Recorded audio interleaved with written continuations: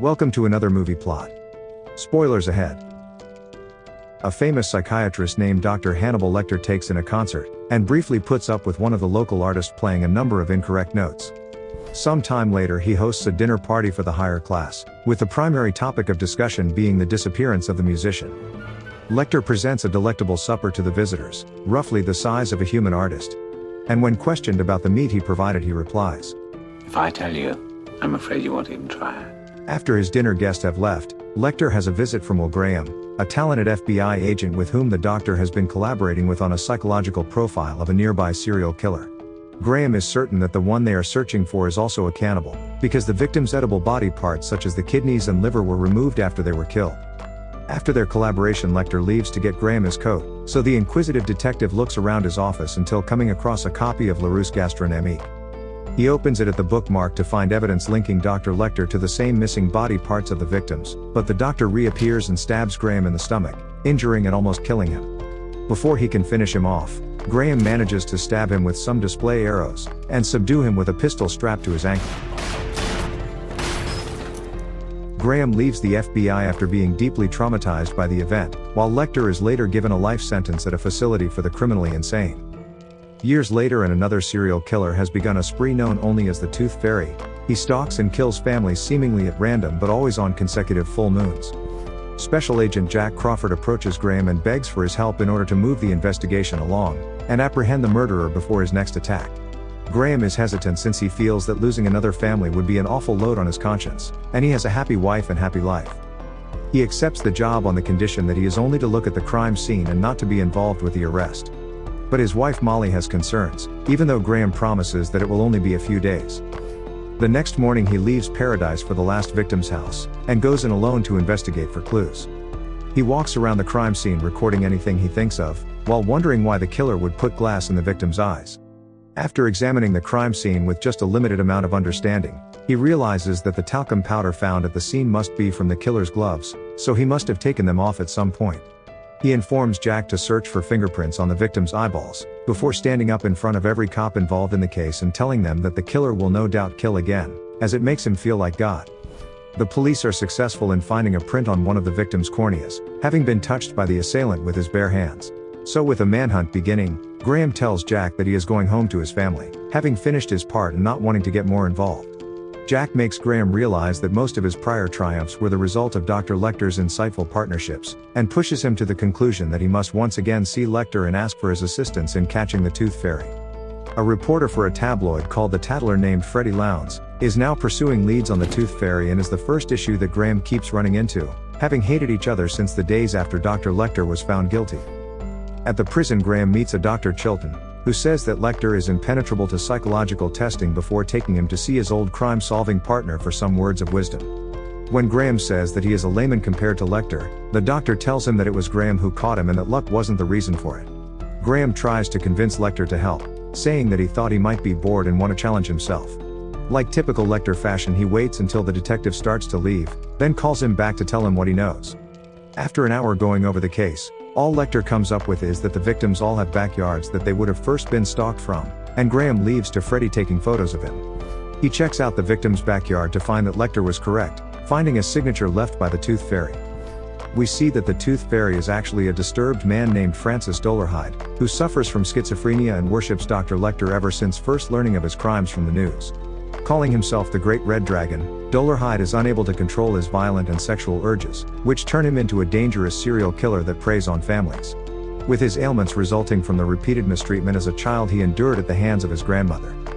Returning to see Lecter once more, the doctor walks around his supersized cell and says that in return for his help in capturing the Tooth Fairy, he wants a first-class meal and to have his book privileges returned. He once again stops Graham on his way out and tells him that this is only Dolarhyde's first time in Atlanta, that he would have previously killed elsewhere. With Langley having identified the signature carved into the tree by the killer as the mark of the Red Dragon, Graham looks into the name at the local library. Secret communications between Lecter and the Tooth Fairy further impede the investigation, with Lecter discovering the home address of Graham and belaying that information to Dolarhyde, putting the detective's family in jeopardy. Graham is informed by Jack that they have discovered hidden letters in Lecter's cell in the form of fan mail, with Lecter replying through coded newspaper ads during his phone privileges.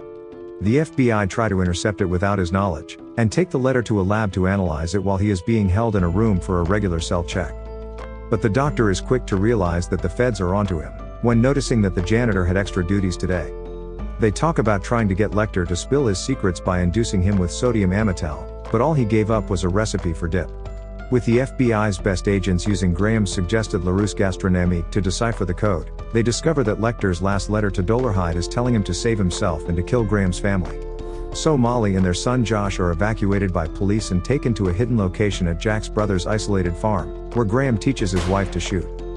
Due to this, Lecter has all his privileges stripped, and when he mocks Dr. Chilton for having his book rejected by publishing, he also has his toilet seat removed. Hoping to lure Dolarhyde into a trap, Graham gives Lowndes the interview that he has so desperately wanted, in which they give disparaging details about what the FBI believes the killer to be. Impotent and pathetic, whereas in fact they consider him cunning and highly dangerous. The news story provokes Dolarhyde to come out of hiding, but instead of going immediately after Graham, he kidnaps Lowndes at his workplace and takes him to his house. Dolarhyde ties him to a chair and proudly shows off his red dragon tattoo, before educating him on his psychotic reasons for doing what he does. He forces Lowndes to recant his allegations on a tape recording, then attacks and bites off the tip of Lowndes' tongue, before putting him in a wheelchair and setting him on fire. At about the same time, Dolarhyde falls in love with a blind co-worker at the video processing business named Reba McLean. Dolarhyde is very shy and tentative around her, but she senses his attraction to her, and she is likewise attracted to him.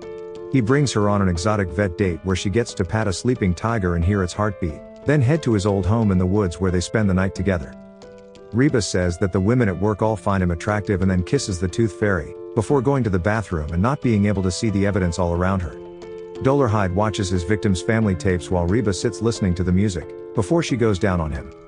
In the morning, Dolarhyde wakes to find Reba gone and frantically runs around thinking he was used, but finds her wandering around outside in the garden. Dolarhyde's newfound love conflicts with his homicidal urges, which manifest themselves in his mind as the Great Red Dragon. He senses that the Red Dragon wants the woman dead, so Dolarhyde vigorously tries to resist his alternate personality's demands, nearly blowing his own head off but stopping. He takes Reba home out of fear that he will hurt her, but she thinks he just used her. Dolarhyde decides to visit the Brooklyn Museum and pretends to be a scholar, requesting to inspect the original Red Dragon painting. The attendant leads him to a back room where the two have a close look at the painting, then he bonks her on the head. He then rips the painting apart and eats it to gain its powers, then rushes a woman who enters and escapes the museum.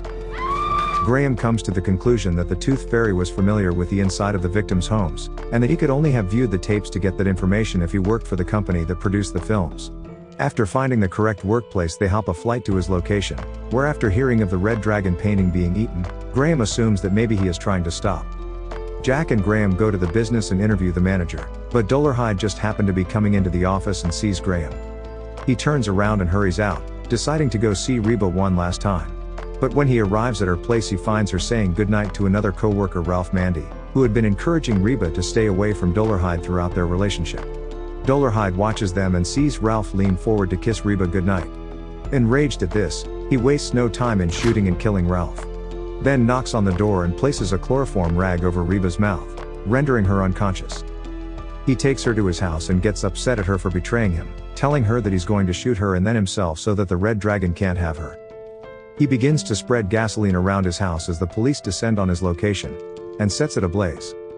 He takes the shotgun and points it at Reba, but when he realizes that he can't do it, he repositions the gun and pulls the trigger.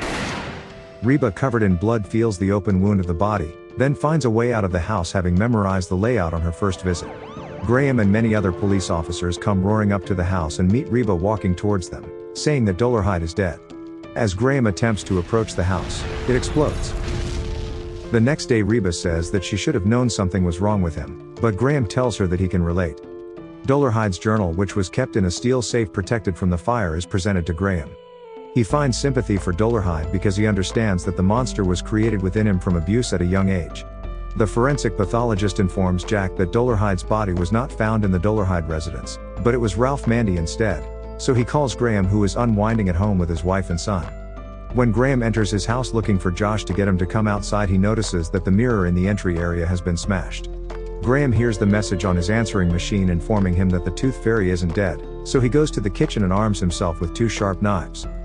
As he pushes open the door to Josh's bedroom, he sees his son standing with the tooth fairy holding a piece of broken mirror pressed against his face. So Graham decides to chastise Josh, telling him how disappointed he is with him and how he should apologize for his tardiness, which begins to give Dolarhyde flashbacks. Graham continues talking, transitioning his criticisms into the same ones that Dolarhyde had wrote in his journal that he endured from his grandmother as a child. Dolarhyde throws Josh to the side and turns his attention on Graham, slashing him with his blade during their struggle. Graham stabs Dolarhyde in the leg, giving him the chance to flee into a back room with Josh. He pulls a gun from his wardrobe and gets it ready to fire the moment Dolarhyde breaks through, however everything goes silent. Suddenly Molly begins calling out Graham's name as she makes her way down the hallway towards them. Dolarhyde steps out behind Molly, so Graham shouts at her to get down, and begins firing his pistol through the door. Dolarhyde returns fire and the two hit each other several times as they go down. Molly rushes to Graham's side. As he lay gasping for breath, he tells Molly to take his gun and shoot him. Molly quickly snatches Graham's pistol off the floor and fires one through his forehead, and the other into his cheek to be sure, finally ending the Tooth Fairy's reign. Following his recovery, Graham gets a letter from Dr. Lecter wishing him well, expressing hope that his meetings with Dolarhyde won't leave him too disfigured. Chilton informs Lecter that there is a young woman from the FBI waiting to speak with him about a different case. Lecter looks up and asks, What is her name? And the movie ends, and Silence of the Lambs begins. Thank you for watching. Subscribe for more.